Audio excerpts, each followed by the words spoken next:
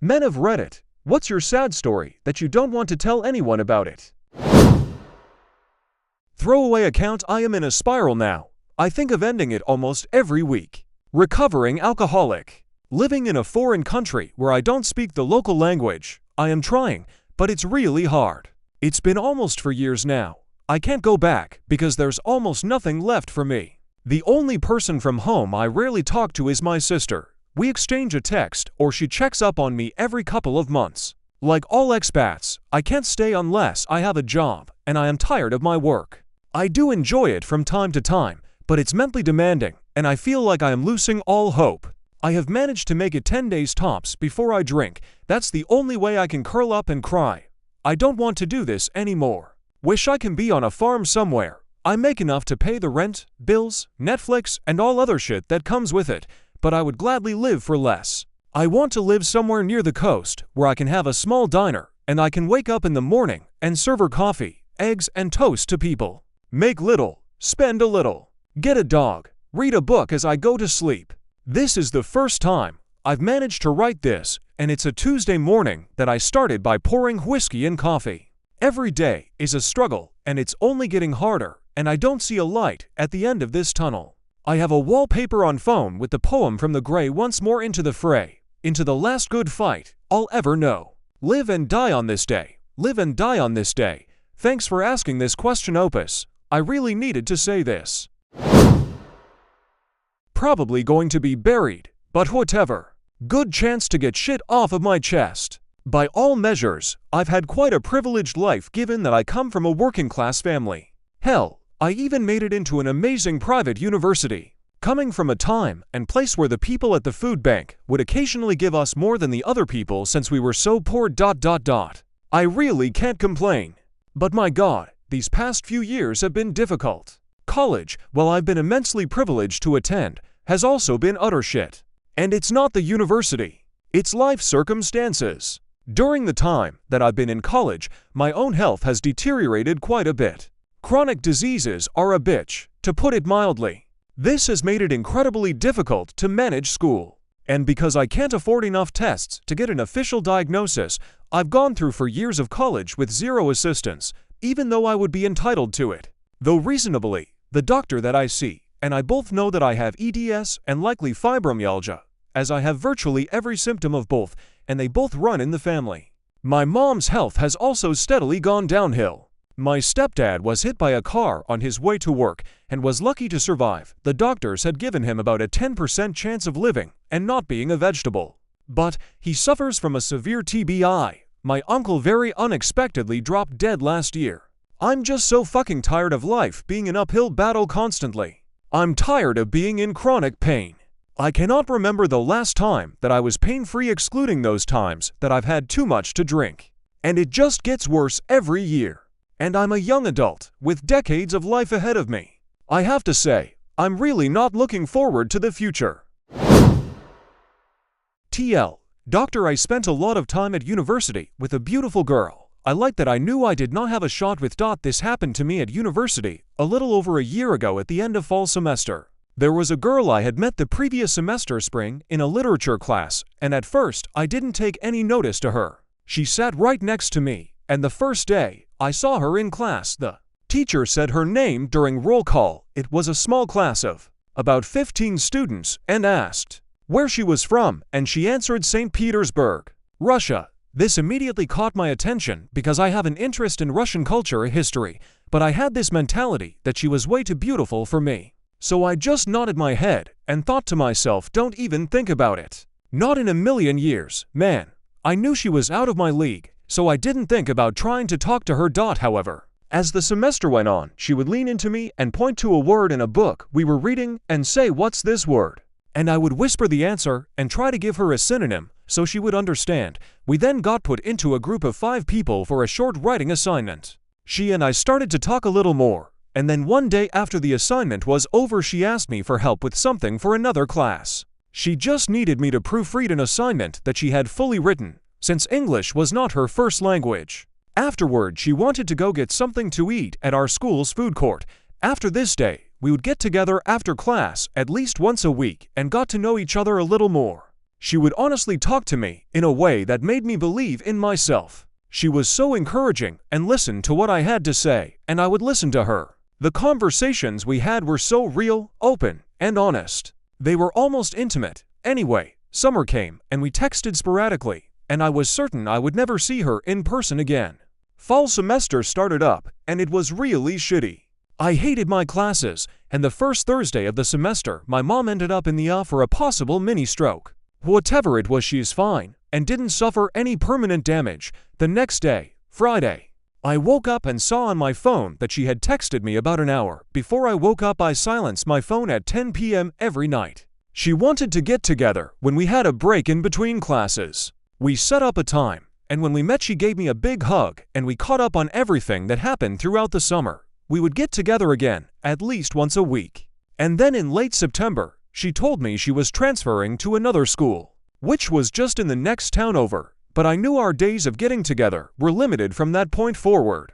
We didn't see each other too much throughout all of October, and the majority of November. After Thanksgiving break, we started getting together at school in the evenings after I got off work at 5, and we would be in the library until it closed at midnight. She would ask me to keep her company while she worked on an assignment, and I would ask the same, and she would comply. She would sit really close to me and rub her leg against mine and lean into me so close I could smell her perfume. One night we went to Denny's just to get hot chocolate, and I didn't get her home until about 2 a.m. I cherish every one of these nights that we spent together in the library as they were happening because I knew they would not last. I knew once she went to the other school she would meet someone different, someone who was a bit more confident than I am. Someone who had better aspirations. We got together a few more times the semester after she transferred, and one night she dropped it on me. There was a guy she met at her new school that she really liked, but she didn't think or know if he felt the same about her. I was gutted. I finally asked her out for Valentine's Day, and she actually said yes. I don't know why. We went to a pizza place in my hometown about 8 miles away from our schools, and we spent 2 hours there just talking. She told me stuff about her past that I don't think she would just casually tell anyone.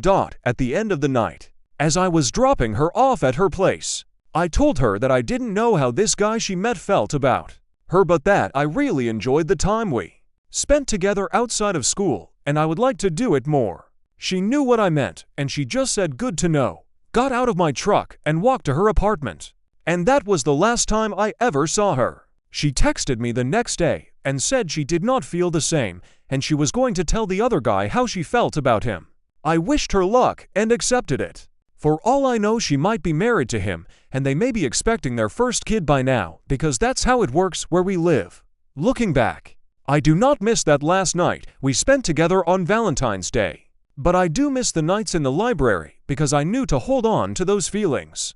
And how she made me feel when she needed my help on an assignment, and I was the one to provide the help. I really, truly hope the guy she liked did not turn her down, and I hope she is happy. Edit. Holy monkey. Thanks for the gold. I do appreciate all the comments, both critical and praising. While I was really sad when it happened, I knew to keep my composure and not crawl across the floor and beg her to date me, which I am really proud of. This year has led to a lot of personal growth and self-actualization, and I am grateful that I am not sitting here wondering what could have been. Long story, but I'll try make it as short as I can. Q. Start of high school. I attend an all-boys school. Said school has the occasional social with other all-girls schools. I met a bunch of girls at one of these events who eventually formed a friend group with myself and a couple other people. I fall for one of these girls. We dated once. She wasn't feeling it and decided we're better off as friends. She moves on, dates another guy in our friendship group. She doesn't speak to me much after that, if at all. No big deal. Moved on, talked to other people. 2 years later, I get a message from her telling me that she and her boyfriend had split up and she wanted someone to vent to. On one hand, I was sad for her. On the other, I was cheering because the guy she was dating was a massive dick. Anyway, she invites me around to her place. She vents, and I listen to what she has to say. We spent the entire weekend essentially rekindling the friendship we had before we had that date, and we became quite close. It got to the point in our friendship where we'd sleep in the same bed, hang out as often as we could, etc. Hell, her mother thought we were dating. When we said no, we weren't, she asked if I was gay. Nope, not that either. So on the outside to others we essentially looked like a couple.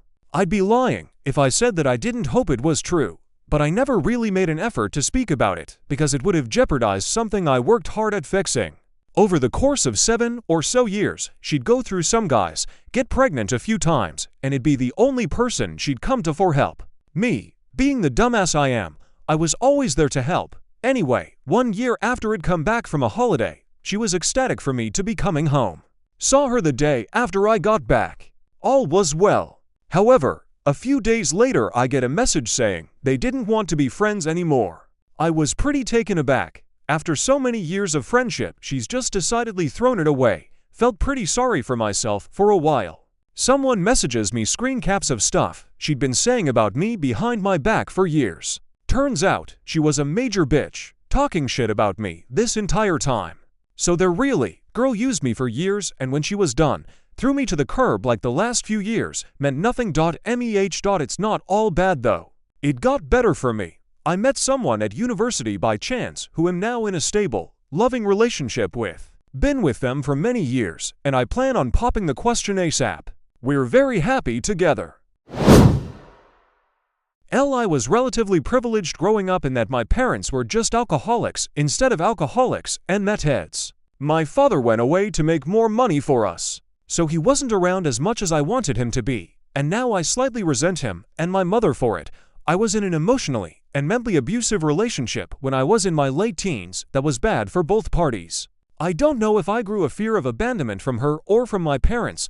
I was pretty mediocre as a student, but ended up going to CC and then transferring and earning a full scholarship and becoming an honors student at my university. I secretly hate academic life, though. It can be terribly isolating at times, even with all the people you meet. I started doing Addy and Oxy and drinking alcohol when I got to college too. I can't really tell you why that I do those things. I guess to validate myself. I don't know. I'll never know why I'm like this. Now I'm 21, still in school. I self-harm and write shitty poetry in my free time. I'm not exactly suicidal, but not living wouldn't be worse than constantly obsessing over every single little person that comes into my life. I'm not going to go to counseling services out of fear of being sent away. I'm also never going to tell my parents. So I'm just going to keep doing whatever for now. Whatever really isn't so bad though. After my father left, my mother and sister were very depressed. My mother spoke every night about how much she wanted her life to be over. My sister took up cutting her own wrists and almost OD on purpose with her meds. I had to pretend enjoy life and enjoy hearing about all of their issues with no one for me to talk to. I thought about ending it all often, but couldn't abandon my family like my father did. It was at this time I started working with my grandfather. He was one of the most amazing people I've ever met. I spent countless hours learning so many amazing things that only an old person who grew up fixing their own equipment could know. He was finally someone I could trust to help me become a better man in every sense of the word. He was what I wished my father should have been. As he grew older, his mind began to slip. He would go days without getting any real sleep, always worrying about small issues that most of us wouldn't even think twice about. After a series of extremely stressful events, he couldn't take it anymore. He waited till we were alone on his property, walked up to where he asked me to wait, and blew his brains out with a .38 special. I didn't see him do it directly, but I knew what he had done. I've never been so scared in my entire life, trying to hope it wasn't him, but knowing that around any tree was the corpse of the man I loved so much. I finally found him laying just behind his favorite fountain. I had to call my own grandmother to tell her that she was a widow. I can never tell this story to anyone. My grandfather was the greatest man I ever knew. What killed him was an illness of the mind, not his own will. I can never tell this story because I won't let anyone think poorly of my grandfather. This started in January of 2017. I'm still dealing with the effects today. Me dad cheated on mom with a bitch who took him off his meds, which caused a domestic violence dispute where I ran out of the house calling 911. I went into hiding for a couple of days, not wearing shoes or even having my wallet. Then months of more screaming and yelling every night. My cat died during that time. I also failed student teaching during that time. I tried it again in the fall and failed student teaching twice. That bruya my dad messed with messaged me and tried to lure my somewhere to do God knows what. My mom has gone nuts and thrown shit and yelled at me for no reason even though I technically saved your ass that one night, Mom. I'm broke ass poor working minimum wage while trying to take classes to get a degree in absolute bullshit. I don't have enough money to buy a car for myself. My brother fails all his classes and won't say what's wrong with anything. My dad has been on meds since February of last year and hasn't worked since January because he's a fucking bum and won't get even a part-time job. He says he can't work because he's in anger management classes, but still he can work in a store or something, but no he won't. Swallow his fucking pride so his family doesn't have suffer. Financially, I'm in financial hell. All my friends and family think I'm crazy and they don't know my struggles or any shit I've been through. I go to church every week and ask God, what have I done to deserve this? I live in a broken home and all of my dreams fucking died. So thanks, Dad. I hope you're fucking proud what you did. This is my story. December of 5 years ago, in Deck. I got a letter in the mail from a girl that I used to date before I moved back to my new state. She told me that she had gotten pregnant before I left and that she had a daughter. I went to see them immediately, fell in love. She allows her mother to live with her. When I got back, I immediately dropped all of my classes my senior year. About 16 shy of graduating, packed up what I could, and drove about 2,000 miles to live and start life with them. When I met this girl while dating her, she had moved across the country to get away from her mother, who had gotten really religious after her husband committed suicide. I don't know why he committed suicide, but I think she may have gotten mentally unstable and needed something. Not for me to judge, but it gave the girl I dated so much anxiety she had to leave. She wasn't religious and didn't want that life. Anyways, fast forward to me moving in ... When I got there, it was almost like a 180. She had her mom living with her, and her mother was a heavy religious woman, and she immediately was in shock when I showed up. Over the next 2 weeks, I spent a lot of time with my daughter while trying to fend off her mother. It was a constant battle. I was 22, and minuscule things like watching the show Friends would be met with, "Why are you watching that? That is so sinful. You're full of sin." I had to keep my calm. My father was never there for me, and I was a product of divorce and a lot of court battles, so it's sensitive for me, as I never wanted my child to ever feel that pain I went through. My birthday was mid-January, and I was told that I could not have a Corona in the house on my birthday because alcohol is sign.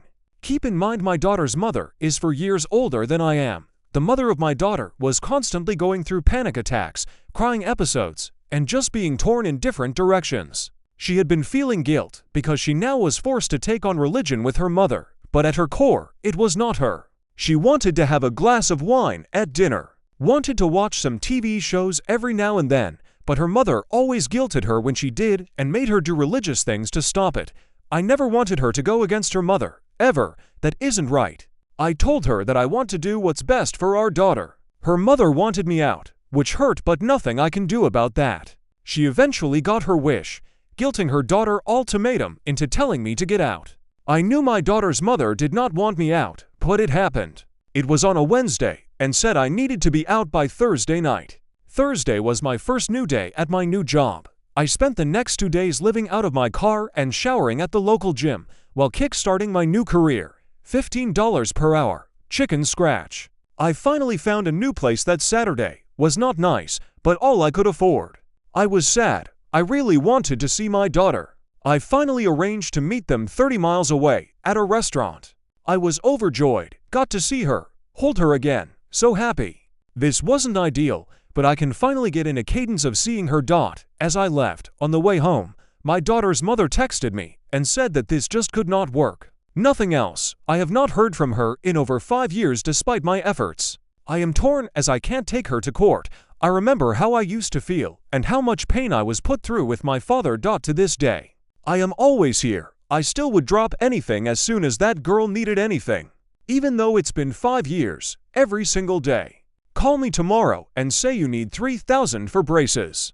And it's no question, I have worked very hard to a 6-figure salary in these years. Went back to school to get my degree, have gotten numerous certifications to get me where I am.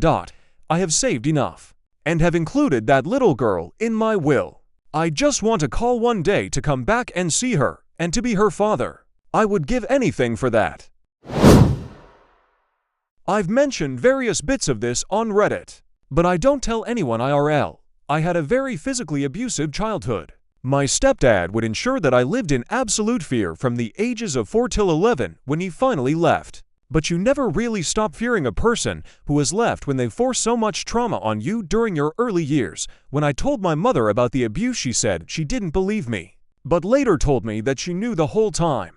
She just didn't do anything about it. I moved around the country a lot during these years too, so I never made friends. I never learned how to connect with people. Once I hit secondary school, I was an emotional shut-off. I barely spoke, and I made my best efforts to just be alone. Of course, this only makes you a target for bullies. School staff didn't do anything despite witnessing the acts. My mother at this time was a speed drug, not racing addict, and spent a lot of time either dealing the drug or sleeping with random guys she found. She would often say she had to relieve the stress her kids force upon her. The only solace I really had was sitting alone in my bedroom, in a falling-apart grimy house. Occasionally some people at school would attempt to befriend me, but I was so untrusting by that point that I assumed every social interaction was a trick. I lived in a constant and deep depression. I never went out to have fun. I only ever had pens and paper for entertainment. Once school was finished, my mother often used me as a drug mule. Saying no to this only made my life harder. At 19, I had the opportunity to escape from that life. But I had no life skills and struggled a lot for a while before eventually getting on my feet a bit.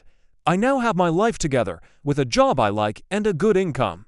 However, socializing is still a huge task for me. Even slightly trusting a person doesn't come easy to me. Some people know that I had a rough past, but don't know the extent of it. I tell people that I have my own coping mechanisms and that I left it all in the past, but this is false, and I will still fall into a deep depression at times. Panic attacks are also somewhat frequent. However, the worst part of it all is that I am unable to cut my mother completely out of my life. I have confronted her about everything, but she will deny it and even turn it around on me. Yet I cannot cut off the avenues of contact.